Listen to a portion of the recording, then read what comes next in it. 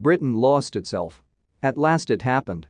Just before midnight on Thursday, Britain completed its withdrawal from the European Union, replacing its 47-year close relationship with the continent with a far distant one. Now it will have to live a difficult year of separation that will deprive it of its political vibrancy and diminish its role on the world stage. Trade agreements have been delayed, but the economic downturn may be disastrous. But for many, it's also a very personal moment. My grandparents, who fled Nazi Germany on the eve of World War II, found a home in Britain. For them it was a light and the light of hope. But they will be heartbroken to see it today.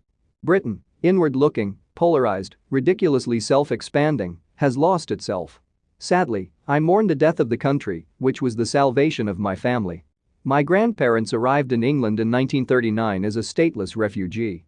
Not only did they appreciate their immediate safety, but they also felt a deep attachment to the values of openness, dignity and forgiveness they found in their adopted hometown. At the end of the war, they became naturalized British citizens as soon as possible.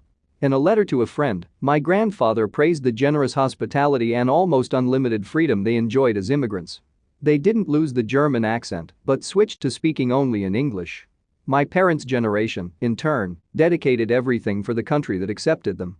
They inevitably faced anti-German sentiment in the early post-war period, but simply ignored it.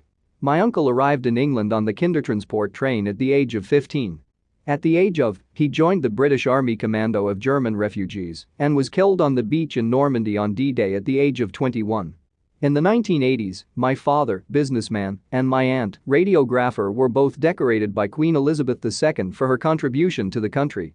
After all the trauma of leaving Germany, I have a new root in England, my dad wrote in his personal memoirs.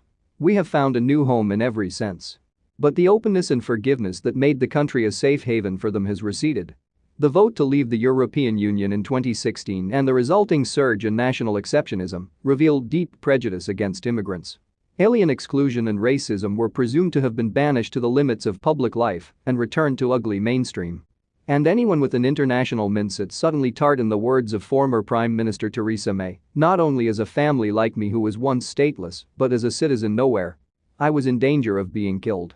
Since the 2016 referendum, the government has alienated many of the 3.5 million European Union citizens in the country and has cynically treated them as a trump card in negotiations with Brock.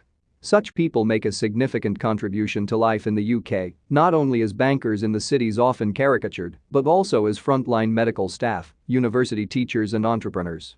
Without them, the country would be significantly reduced. Surprisingly, many people seem to have left in 2020. And political corruption began. The government, led by Prime Minister Boris Johnson, is working swiftly and slowly on parliamentary procedures and international treaties. When Moody's downgraded the UK credit rating in October, it quoted the decreased quality of UK government and legislative bodies.